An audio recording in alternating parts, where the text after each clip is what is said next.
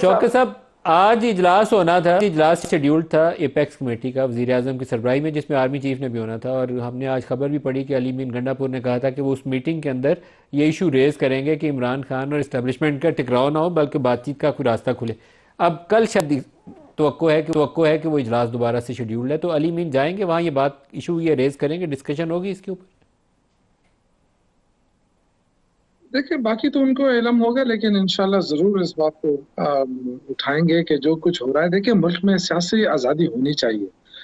ये इतना ये शेख रशीद ने जो बात की है कि बेनजीर भुट्टो के खिलाफ क्या क्या हो रहा था और किस तरह हो रहा था, कितने कितने पैसे तकसीम हुए सरदार के जरिए लोगों की किरदार कुशी के लिए, तो ये तरीका नहीं होना चाहिए। अब ये तरीके खत्म होने चाहिए। देखें, पाकिस्तान हम सबका है।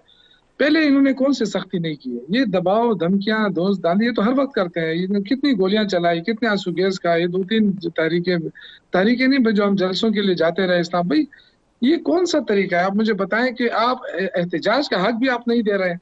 आप कह रहे हैं कि नहीं, आप एहतजाज नहीं कर सकते, आप इंतशारी हैं। भाई, आपने कैसे अंदाजा कर लिया कि हम इंतशारी हैं? हमारे कितने लोग कौमी असम्बली में इस वक्त बैठे हुए हैं। तो ये चीजें जो है, मेरे ख्याल से अब पीपल्स पार्टी का भी बहुत बड़ा इम्तिहान है। क्या पीपल्स पार्टी भी चाहती है? मैं मुझे अगर वो ये चाहती है कि इस मुल्क के अंदर सियासत का जनाजा निकल जाए, तो वेल एंड गुड, कर ले, ये दिखा दे फिर, लेकिन अपने आप को जमहूरियत के चैंपियन ना कहे। और मैं आपको ये बात आज लिख के देता हूँ कि इंशाअल्लाह ताला आप बहुत जल्द देखेंगे निकाह टूट जाएगा पीपल्स पार्टी और नून लीग का। इसलिए कि जो कुछ नून लीग कर रही है, ये जाती मुखासिमत में कर रही है, सियासी नहीं है। ये जाती बदला लेने के लिए बार बार इनके मुंह से निकल रहा है कि इन्होंने ये किया। इन्होंने आज आप फरियाल तारपुर साहब की उस पर इतने आप नाराजगी का इजहार करें, तो कम से कम बेनजीर भुट्टो के साथ जो कुछ किया है उस पर भी माफी मांग ले, कौम से माफी मांगे कि जी हमने जो कुछ किया, जो किरदार कुशी की, हमसे गलती हुई।